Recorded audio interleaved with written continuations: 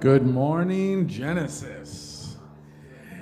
Welcome to Genesis Center for Spiritual Living. Please stand and sing our opening song, All Is Well.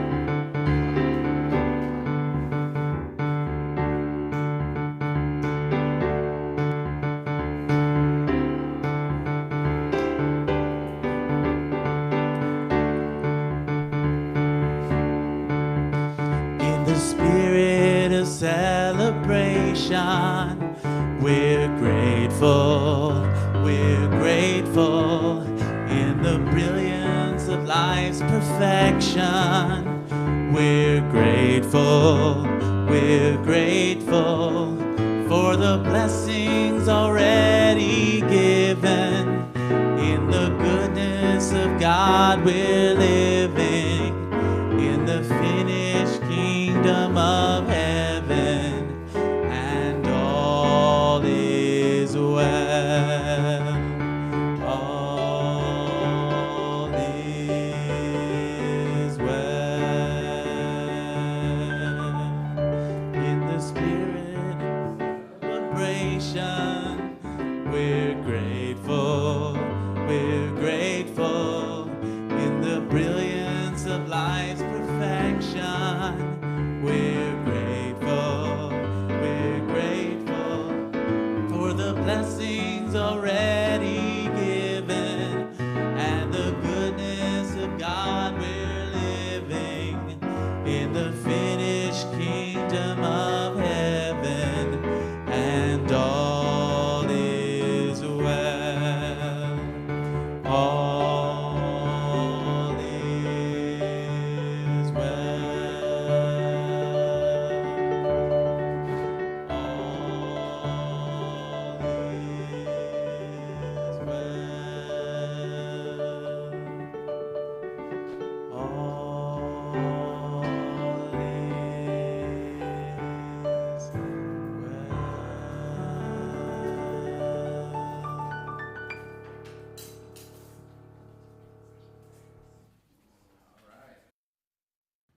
My name is Randy Singer. I'm a spiritual practitioner here at Genesis, and I'll be the host today.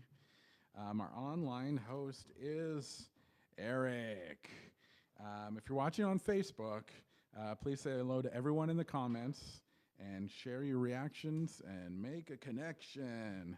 So now, join me in reading our mission and vision statements. Mission: we are building a vibrant community, cultivating a garden of spiritual growth, honoring vulnerability, creating a safe place of comfort and peace where all are welcome and accepted.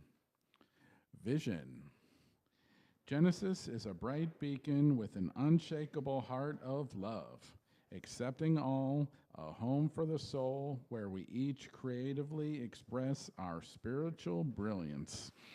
I hope you see and experience that you are celebrated with us today. All right. So the announcements. Let's make it fun today. Okay, Reclaiming Joy After Loss will be meeting after service on Zoom at noon. This caring, safe, supportive group helps mend the heart of anyone experiencing the loss of a loved one or any major change or transformation. Treat yourself to the prosperity class that Reverend James is offering today after service.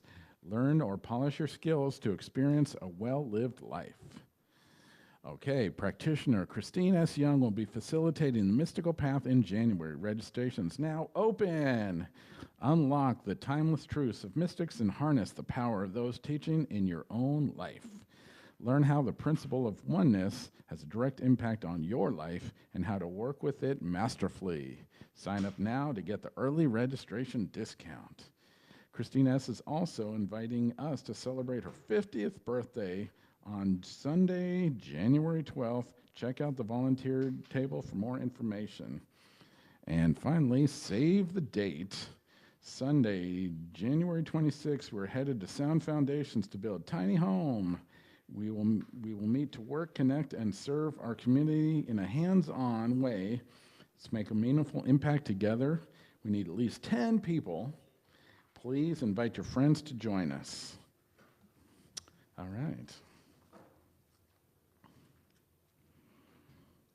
So we're so glad to be here with all of you this morning. If this is your first time, we'd love to connect with you. We knew everyone prefers a different way to communicate. You can fill out the communication card, the packet you found on your seat, or drop it in the offering basket later in the service, or scan the QR code on the card. This opens up a line of communication. We want to provide information to give you anything you need to see if Genesis is a good fit for you. Need to learn about Genesis and what we do here. If you have any questions, please stop by the welcome table, and Cynthia would love to chat and give you a free gift.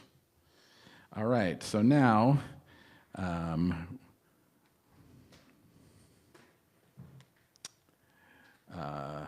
let us welcome and greet each other. This community loves hugs. If you aren't comfortable with hugging, please stick out your hand and shake instead. Namaste hands are a great choice for contactless greeting. You may stay seated if you prefer not to mingle. The gong will signal when it's time to continue and return to your seats.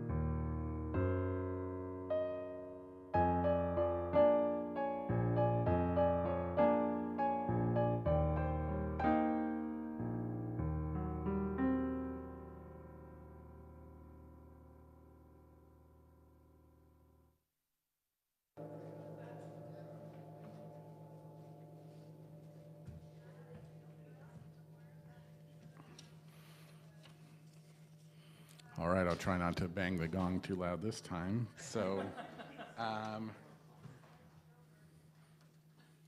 we want to thank those people in service today. We got setup and cleanup crew of Mike, Jim, Eric, and Rose, morning greeter Cynthia, projector and video Eric and Mike, Offering collection, Gideon. Sound tech, Jim. Online host is Eric. If you're online and you want to communicate with Eric, that's a great opportunity. Practitioner Burien Vigil is Rose back there. She's holding spirit. And musicians, Chris Sullivan and Jim Cochran. And the food is provided by Opulent All-Stars. All right. So, remain seated and join us in singing our centering song, Breathe and Turn Within.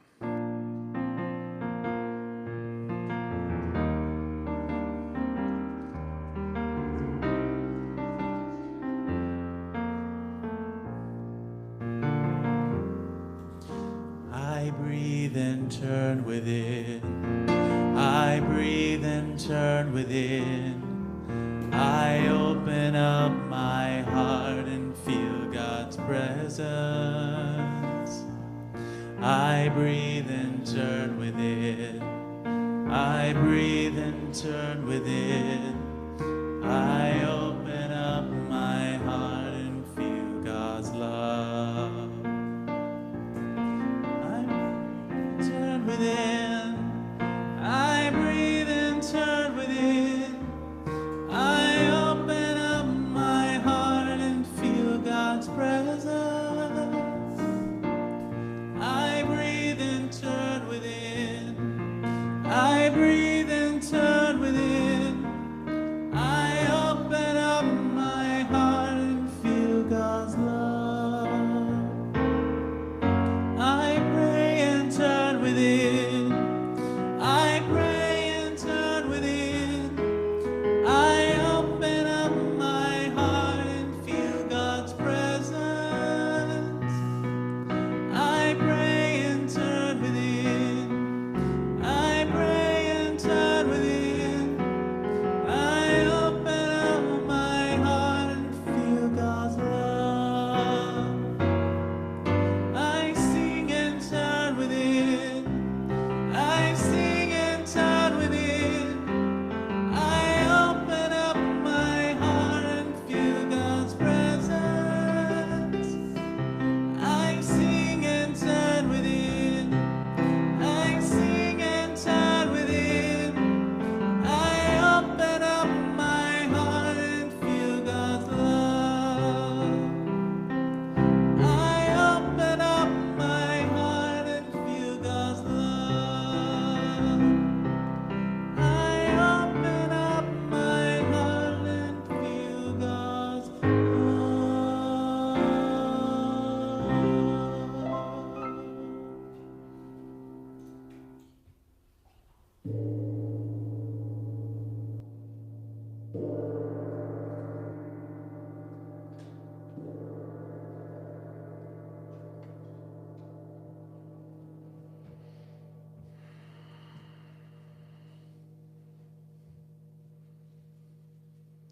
All right, today I'm reading from Living the Science of Mind by Ernest Holmes, page 323.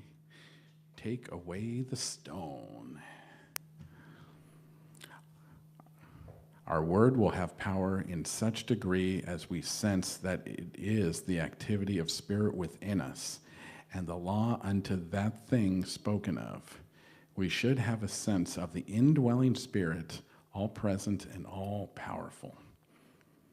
If any thought rises which tells us that we do not know or tells us we cannot accomplish, we must silence this negative argument by using one which is directly opposed to it.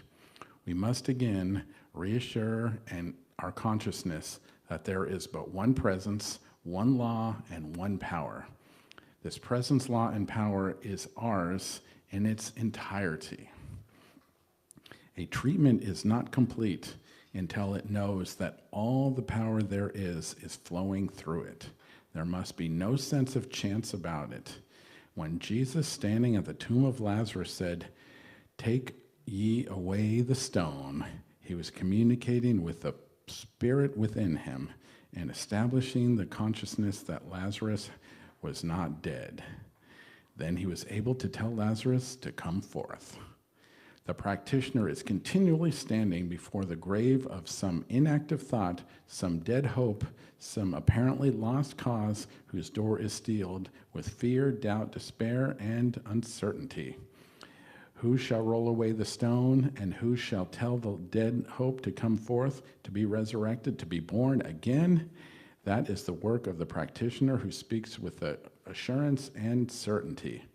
There must be no despair or uncertainty, not even supplication nor reverence, for the tomb gives up its dead not to the dead, but to the living.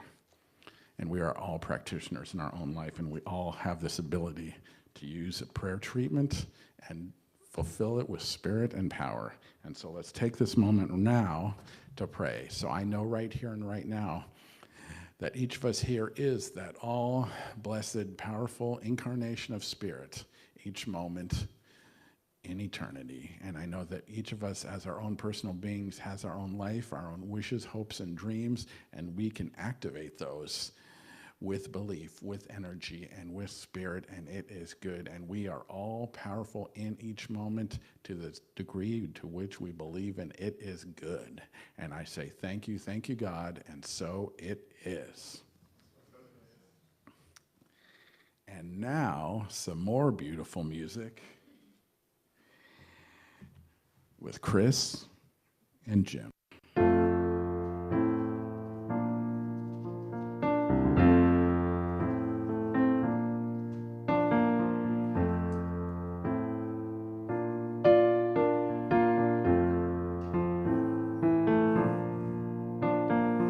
It's not that unusual when everything is beautiful. It's just another ordinary miracle today. The sky knows when it's time to show. Don't need to teach a seed to grow.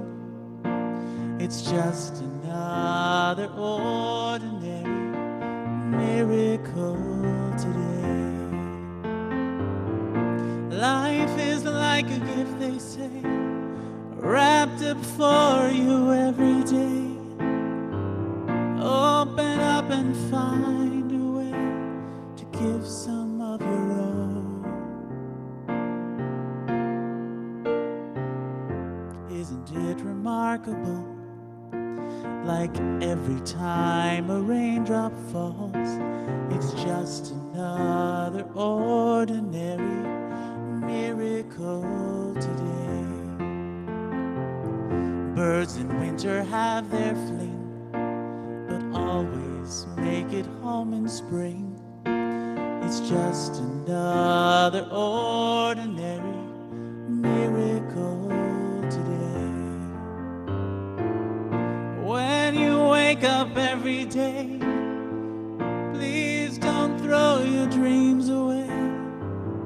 Hold them close to your heart, 'cause we're all a part of the ordinary miracle.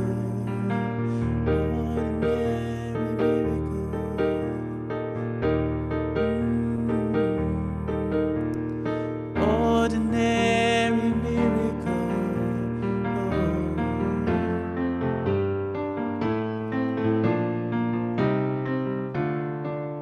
Don't you want to see a miracle?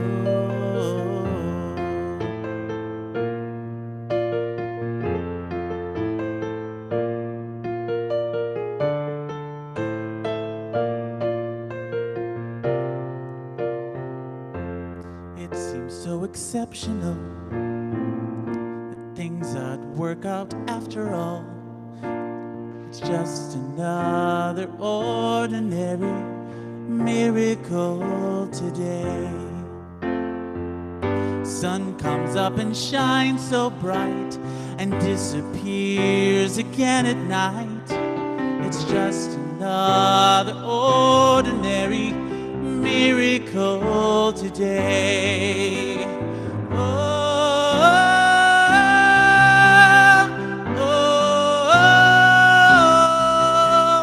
It's just another ordinary miracle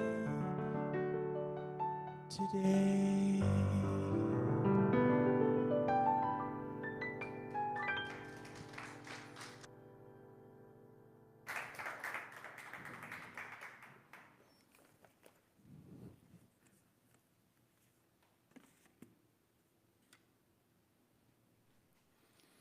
So happy to see you guys. It is, thanks. It is, November has been Gratitude Month, and today is the last Sunday of November. We've got our gratitudes that we're going to be talking about here, and then we'll also be talking a little bit about this week is Thanksgiving, and then the day after Thanksgiving is Indigenous Peoples Day.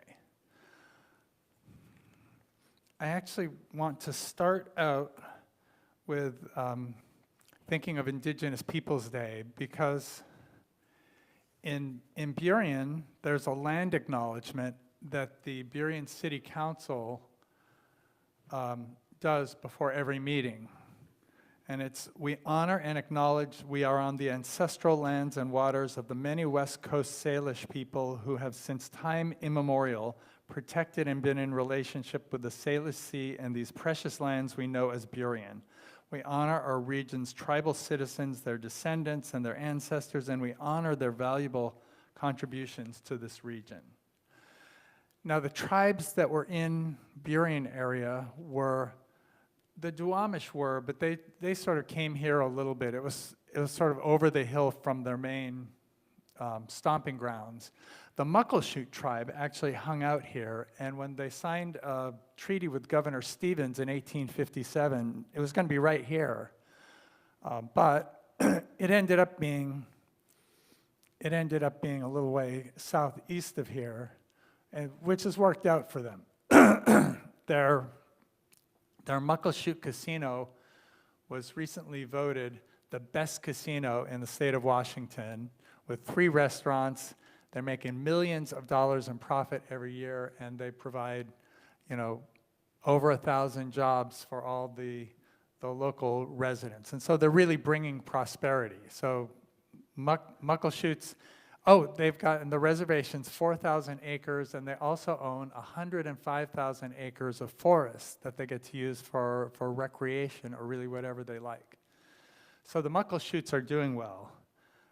Our people.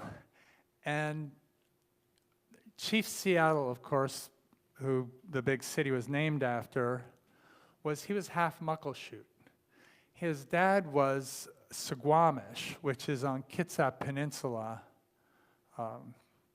Actually, I used to live there. The Suquamish were my tribe, so to speak. But his mother was Muckleshoot. And so whenever they'd come to visit his uncles and aunts, he'd jump in a canoe and paddle down to Burien and come visit with mom and the family.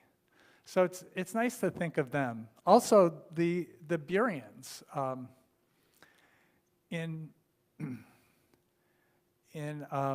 It's Gottlieb and Emma Burien were born and married in Middle Silesia, which is, it's a country, it's one of the German countries before the unification of Germany when there were all little duchies and things. And those guys decided not to keep their German beer to themselves, but to come to America and bring us German beer. And so they ended up with 2 taverns in Seattle. Wasn't that a great idea? We can credit the Buriens for that. They really did that sooner than most people were thinking of it. They also, this town's named Burien because Emmett and Gottlieb saw Lake Burien and said, let's build a cabin here. And so they built a cabin, they bought a lot of land, and when they died, people named not only the lake, but the whole town after the Buriens, because they were the first white people who noticed what a cool place this was. So thank you, Muckleshoots and Muckleshoots. Thank you, Buriens. We've got, it's nice because we didn't come here by ourselves. We have all the people who came before us did things that made it nice, like brought the tradition of good German beer so that people would enjoy a delicious beer rather than some of the lagers that they enjoy in other places. Now, you know, my English cousins are like, it isn't bad beer, it's just lager. It's a different kind. If you like that, it's good. So, the theme this week is rise up and dance. Our affirmation is going to be, there it is. I celebrate and dance with and as the sheer abundance of life. I celebrate and dance with and as the sheer abundance of life. And so this is what we can do. Ernest Holmes tells us that we discover the secret of life within each, a divine creativeness. And when we're looking, actually I want to get to that next. I want to start off with awe and wonder. When we look around at things, it's nice to have a feeling of awe and wonder. And we talked about this at some point, probably several times, that experiencing awe and wonder sort of takes you out of yourself. It brings you away from your adverse ego and sort of unifies you with nature and with the universe and with yourself.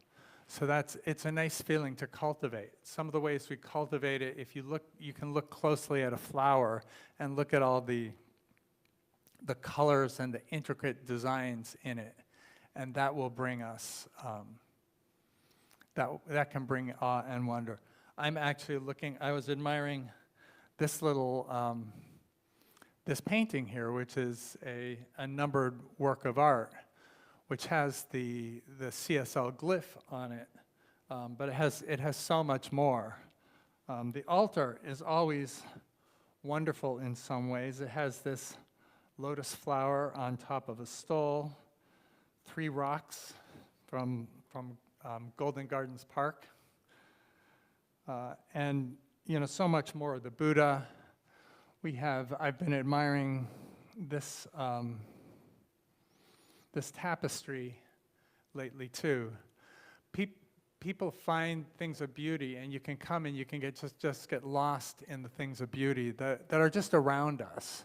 When I was working on the sermon in my office, I had so many things like that. It was hard to get things done. I had to remove my focus in order to get it back on the issue at hand. But it's nice. It's nice to have those things so you can lose yourself and find yourself in a state of awe and wonder.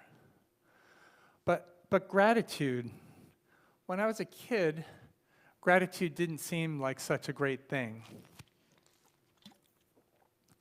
I don't think I understood the power of it. There were always adults telling me I should be grateful for something that I wasn't really appreciating. You should be grateful for all the effort I put into this food that you don't like. Well, I wish you'd made something I did like. And negative gratitude is something I don't think a lot about it. It's not a thing for me, but I know lots of people who get a lot of benefit. It actually has been a thing for me in the past. Negative gratitude is our minds are really good at thinking of bad things. They're really good at coming up with awful situations. And one of the things you can do if your mind is catastrophizing like that and coming up with awful situations is be grateful you're not in that situation. And lots of people can get elevated thoughts from that.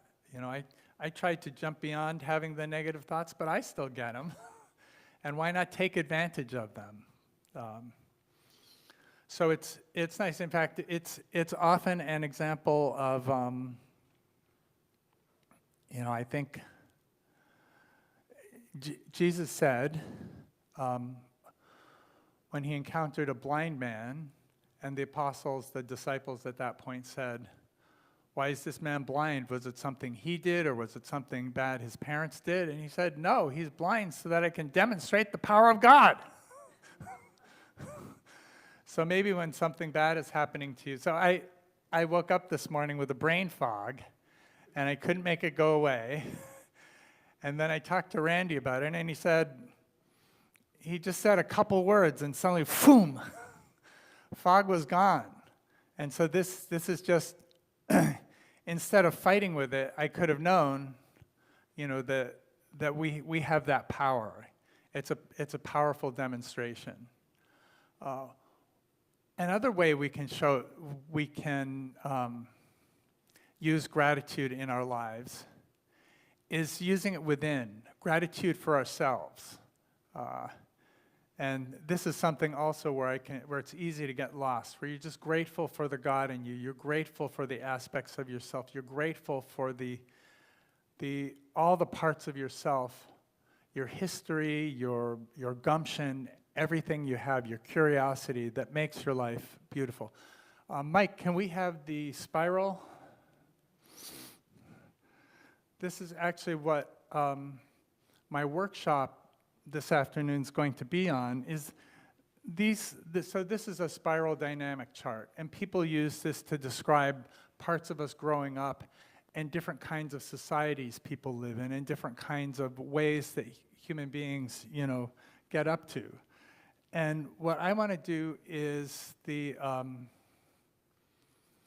I believe that these are all archetypes within us, that we have all of these within us and want to explore this, dive into this, and sort of reopen, take ownership of all our different parts so that we can move from this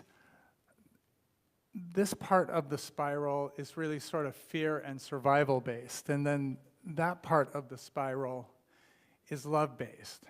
And so what I think is by not being afraid, but by open-heartedly welcoming the fear-based part of our archetypes, we can move into the love-based parts of our archetypes and be more whole and be more appreciative of that which we always are and have been. So more on that. That's at noon, and it's a love offering. So anybody who can stay, it'd be wonderful to have you.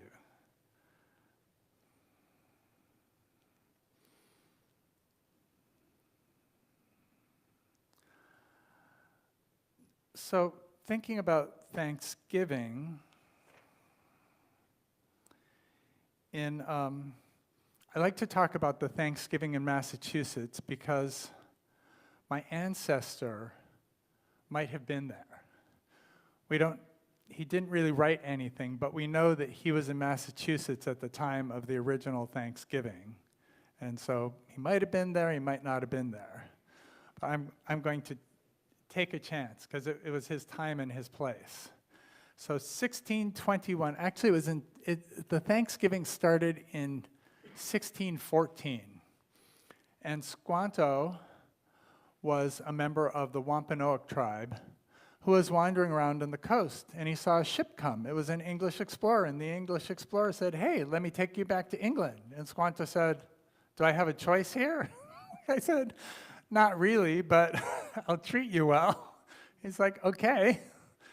And so he went to England, and he became fluent in English and learned about sailing and learned about what the English civilization was like, and eventually he got homesick for the Wampanoag tribe, for his family in Massachusetts. And so he caught a ship to New England. There weren't a lot of them, but there were some who wanted a handy sailor and somebody who knew the land, and brought him back. And he went to his village, and he found that a pandemic had wiped out every single person. So he was sort of sad. And then the Pilgrims showed up. And the Pilgrims found this guy who spoke fluent English, knew all about their culture, and showed them how to survive in the New World. And so when they had their first harvest, they were having a harvest celebration, a big Thanksgiving. And in the meantime, the gentleman's name was Massasoit. Yes. Massasoit! Said, these English people who are colonizing here, let's be friends with them. That we could ally with them against our enemies, the Pequots. Oh, those Pequots. And we could, why don't we just work together? And so when the English people, when the colonists were having their celebration, the Wampanoag showed up with 5 deer. And so they got to cook the deer. It was a 3-day feast and celebration. Everyone was happy. Squanto, of course, was a great translator and was teaching everybody Wampanoag. And so this was the first Thanksgiving. And you've probably heard the story about how Abraham Lincoln made it a national holiday during the Civil War because they needed something to be grateful for. New England isn't the only place, the only state where they used to have Thanksgivings, but it is an important one. I want to talk about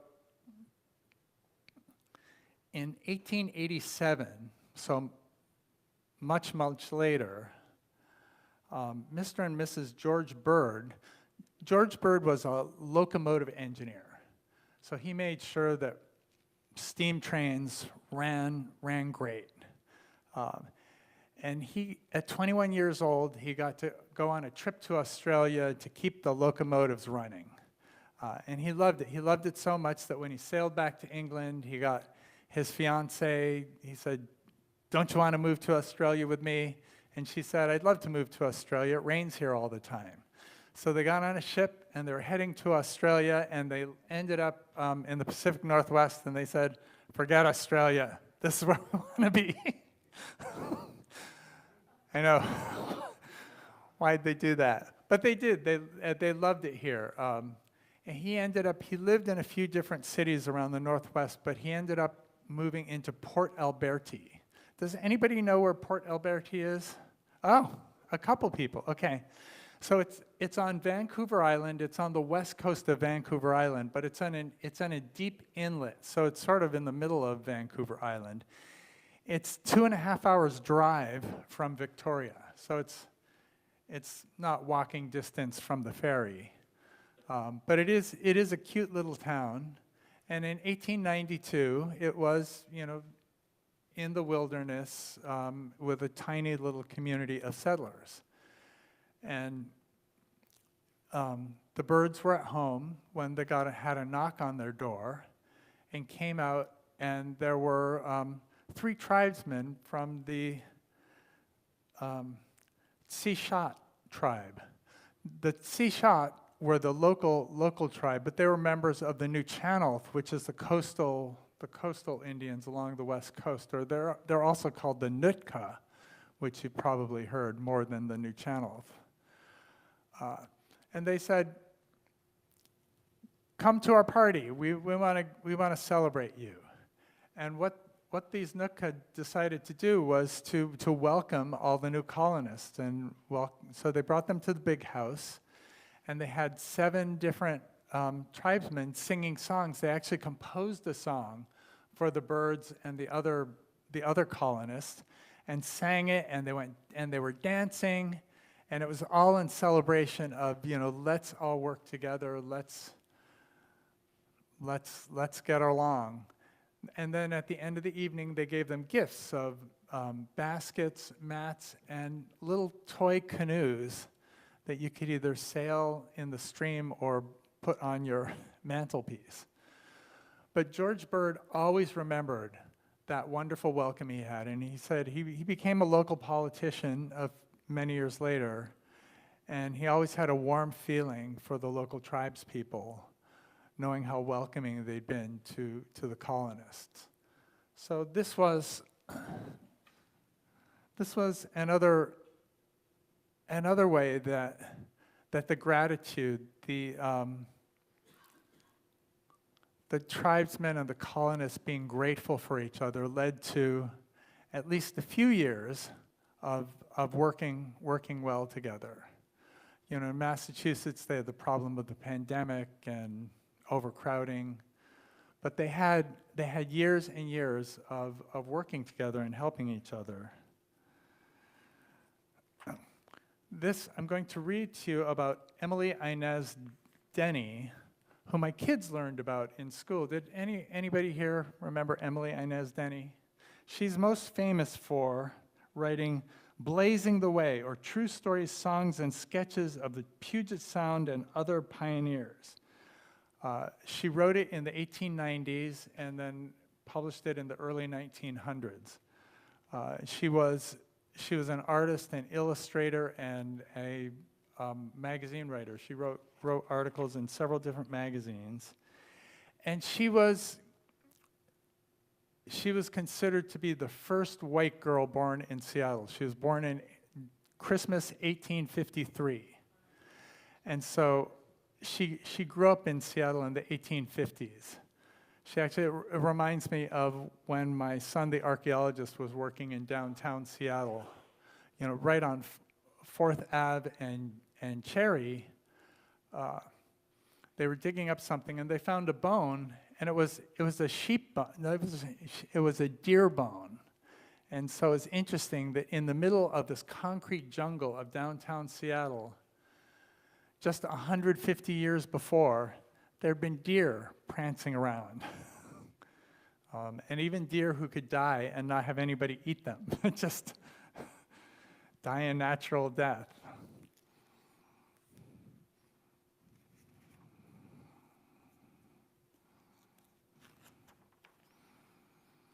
So she writes, "We lived close to dear nature. The very thought of it makes the blood tingle and the heart leap. No element is wanting for romance and adventure. Indians, bears, panthers, far journeys in canoe or on horseback, fording rivers, camping and tramping, all in a virgin wilderness so full of grandeur and loveliness that even very little children were impressed by the appearance thereof." And think about what happened in her life. Like when she was a little girl, it really was wilderness. She writes about blackberry and salmonberry tangles on Pike Street. Pike Street. And of course, by the 1890s, it was a big city. There were not those. But this is how she grew up, and in some sense she was indigenous, even though her parents, birthright citizenship. She was born in Seattle, so she knew no other life other than that in Seattle. Although over her life, you could see how something would change from being settlers in the wilderness into being a big city in the 1890s and early 1900s. The strangeness and newness of it all was hardly understood by the native white children, as they had no means of comparing this region and mode of life to other countries and customs. Traditions did not trouble us. The Duwamish were generally friendly. The bears were only black ones and ran away as fast as their furry legs would carry them. The panthers did not care to eat us because there was plenty of venison to be had. And on a journey we rode safely, either on the pommel of father's saddle or behind mother, clinging like small kittens or cockleburs. Familiarity with the coquettish canoe made us perfectly at home with us, and in later years when the tenderfoot arrived, we were convulsed with inextinguishable laughter at what seemed to us an unreasoning terror of a harmless craft. Of course, they didn't have canoes back east. They had rowboats, which were not as tippy. But because there weren't any roads back in the 1850s and 60s, the only way you got anywhere, if you didn't want to cut a new trail, you went by canoe.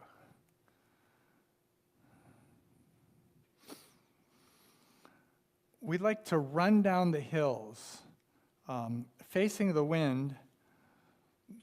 It was thought the proper thing to let hair out of nets or braids at the time, as the sensation of air permeating long locks was sufficient excuse for its weirdness, as I suppose we would have politely termed it. Instead, we were more likely to be reproved for having such untidy heads, and perhaps reminded that we looked as wild as the Duwamish. The poor Duwamish, how they admired the native white children. Without ceremony, they claimed blood brotherhood, saying, "You were born in our Ilahi," Ilahi is Duwamish for country, "and our Tillicum," Tillicum is Duwamish for people. "You eat the same food, will grow up here, and you belong to us." Often we were sung to sleep at night by their Tamanus, singing, as we lived quite near the bank below which many Duwamish camped on Elliott Bay. The salmonberry and blackberry seasons were quite delightful. And this, by the way, so in the 1800s, the Himalayan blackberry was far away. Luther Burbank had not brought it there yet. So the blackberries they're referring to are the native blackberries, which don't have those big long thorns. They're just little thorns that hardly scratch you at all. So, and they could go to Pike Street. The salmonberry and blackberry seasons were quite delightful. To plunge into the thick jungle now traversed by Pike Street, Seattle, was a great treat. The blackberries attained hugeness, rich and delicious. So this is the life of people being grateful. She has the gratitude. Of course, this is written many years later, expressing gratitude for what she felt in her childhood. But I think even she describes, even as a child, she appreciated having the Duwamish, having the two cultures grow up side by side, being friendly to one another and getting along. And so it's nice to be grateful for that. It's nice that in the case of the sea shot in Port Alberti and the Muckleshoot, that they ended up doing okay. And we can be grateful that they tended the land, they taught, I guess, our ancestors how to live here properly, effectively, and happily. Jean Shinoda Bolin was a psychiatrist in San Francisco, wrote two wonderful books called The Goddess in Every Woman and The God in Every Man. She made a point about the attitude in life. She talked about developing the perception that all is well at all times. So no matter what's going on, you find something to be grateful, and you know that all is well. She wanted us to see our place in the universe and know that each of us matters. And each moment is sacred, and each moment can be appreciated.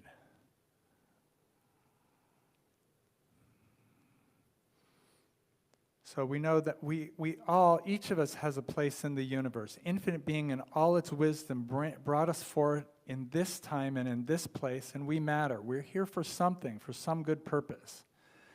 We can make that good purpose. We can live into that good purpose.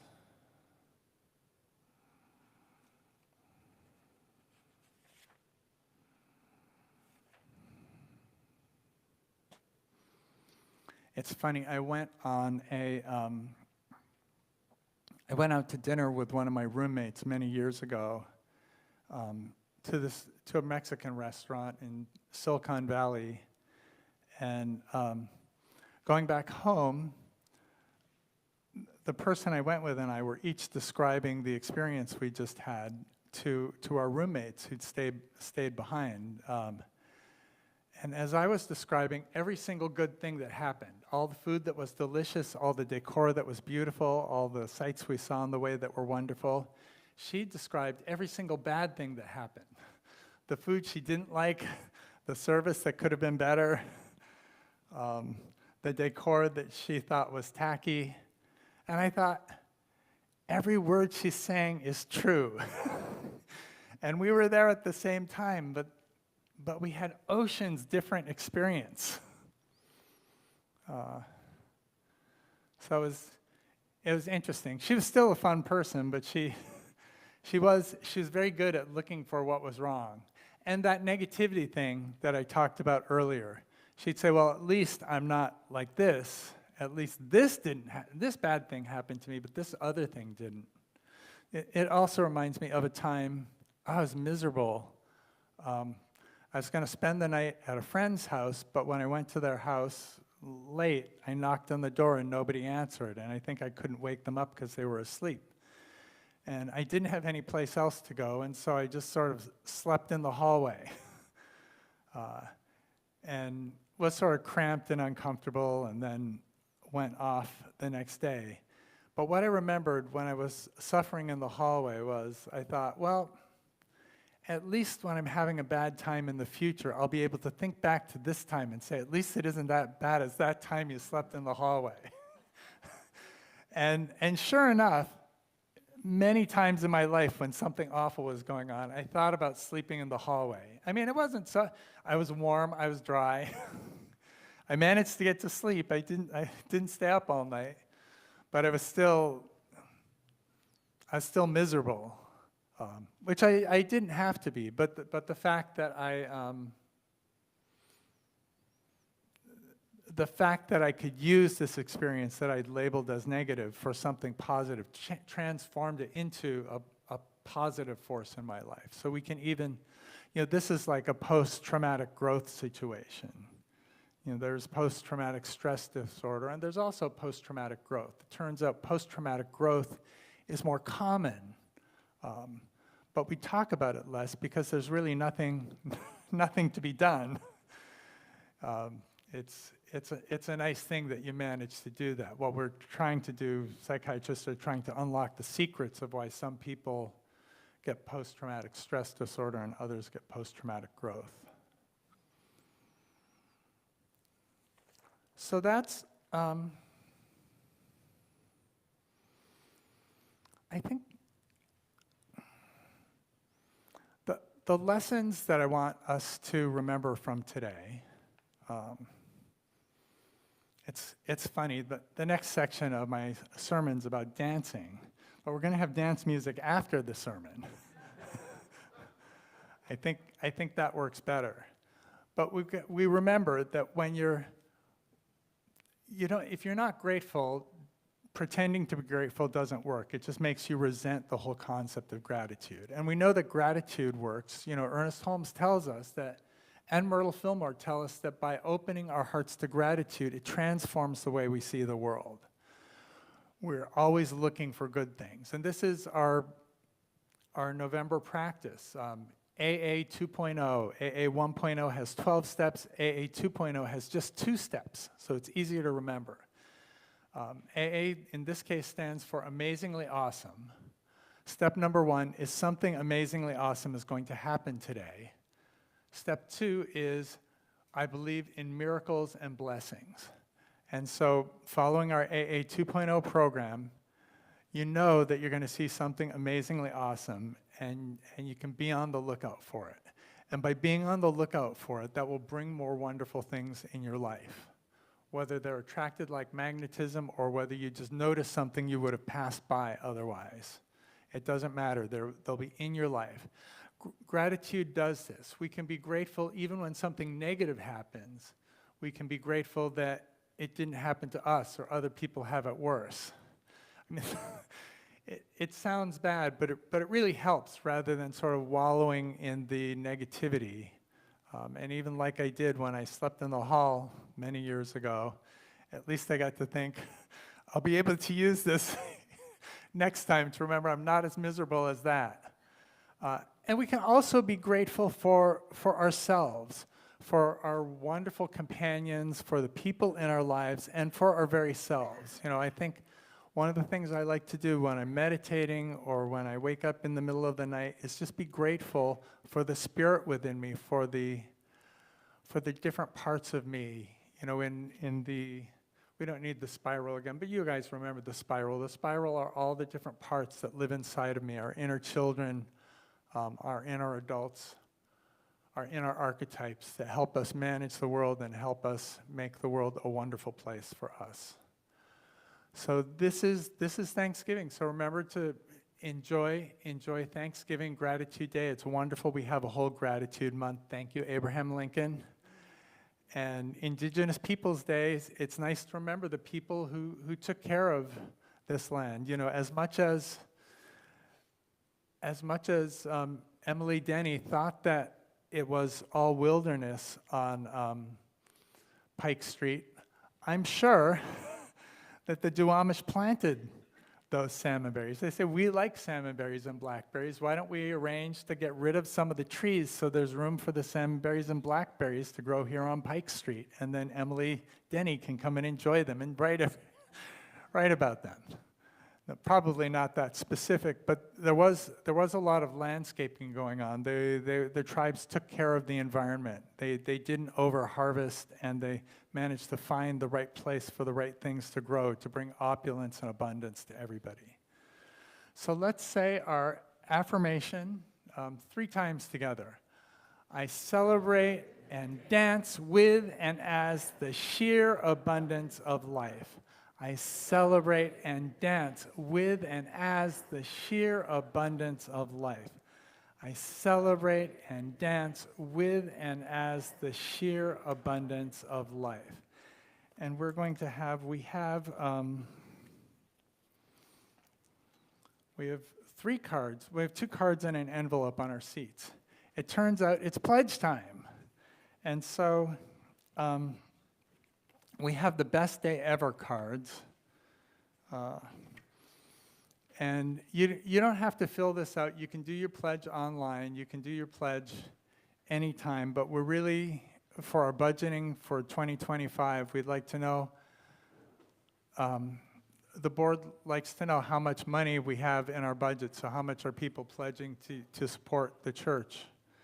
And this is studies show, and I can assure you that when you put your money towards things that you love, you feel that's the best way to spend your money. That's the way that will make you feel happiest and bring most joy to you and to your world. And then prayer demonstrations. You know, we can have positive, negative demonstrations, any way in which prayer has enriched your life. And then when you pray, you can pray for someone else, for yourself, prayer of gratitude, prayer of need. These prayers are very powerful. Like even just a couple words drove away my brain fog.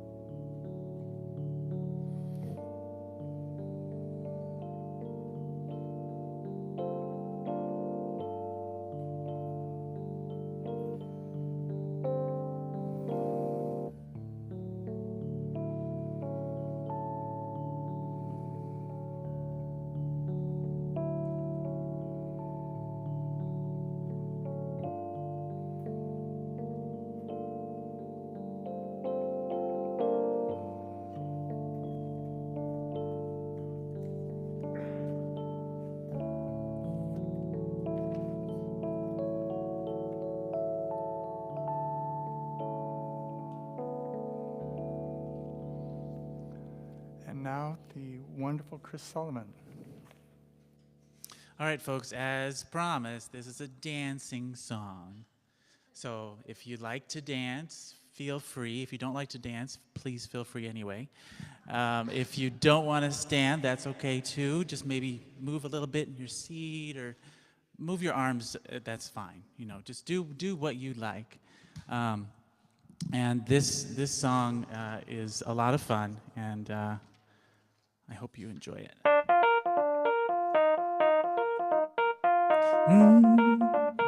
Yeah. Don't think about it, just move your body. Listen to the music, sing oh, hey, oh. Just move those left feet, go ahead, get crazy. Anyone can do it, sing oh, hey, oh. Show the world you got that fire. Feel the rhythm getting louder. Show the world what you can do. Prove to them you got the moves. Hey, I don't know about you, but I feel better when I'm dancing. Yeah, yeah. Better when I'm dancing. Yeah, yeah. We can do this together. Bet you feel better when you're dancing. Yeah, yeah. Ba ba do ba ba ba ba ba. Ba la da da ba. Ba la da da ba da. Ba da da. When you finally let go, you slay that solo. You listen to the music, sing oh, hey, oh. 'Cause you're confident, babe. You make your hips sway. We knew that you could do it. Sing oh, hey, oh. Show the world you got that fire. Feel the rhythm getting louder. Show the world what you can do.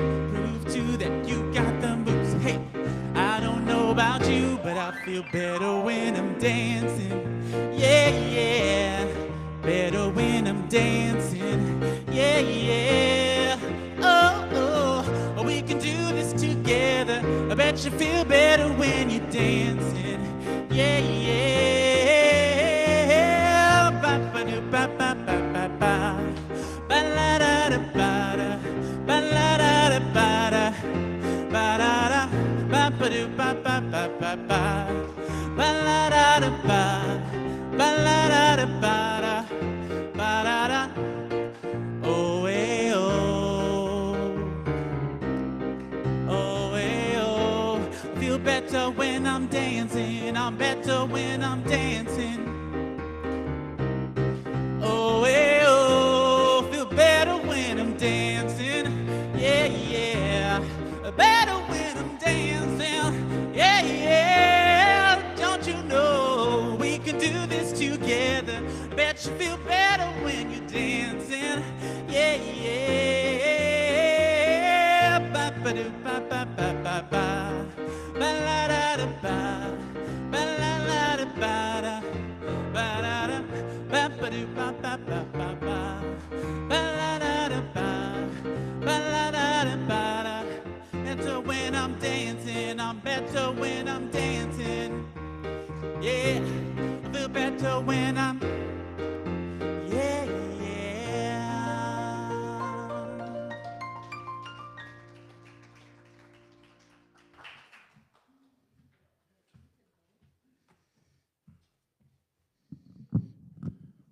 All right.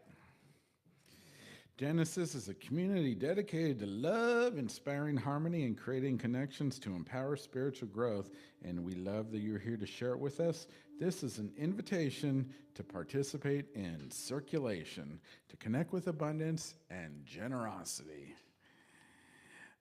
Your participation makes this all possible. We truly appreciate your support.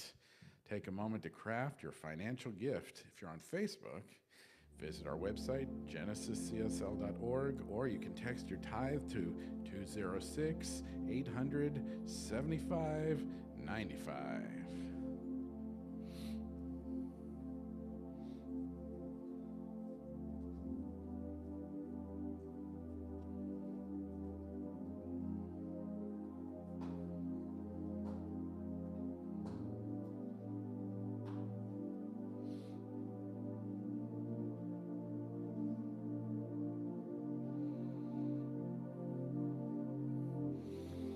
Okay. Hold your prayer request and offering next to your heart as we say our offering blessing together.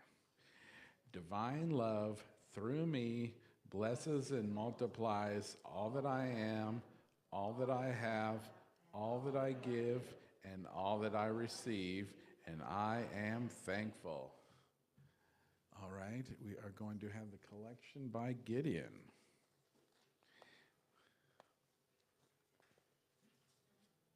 And so please stand and sing, God is my source.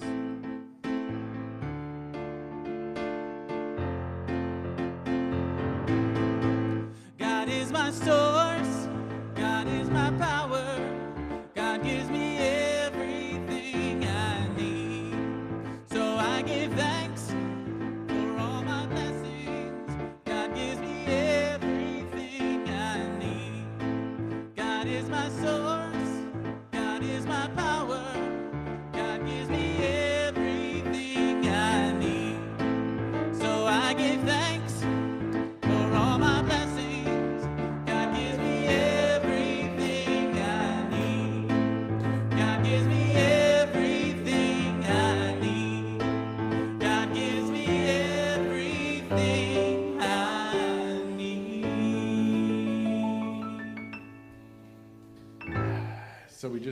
these gifts and these prayers and all of these tithes and blessings, and just know that right now is that moment where we take this pressed down and overflowing, and we know that it is the seed that grows into the bounty that is our life.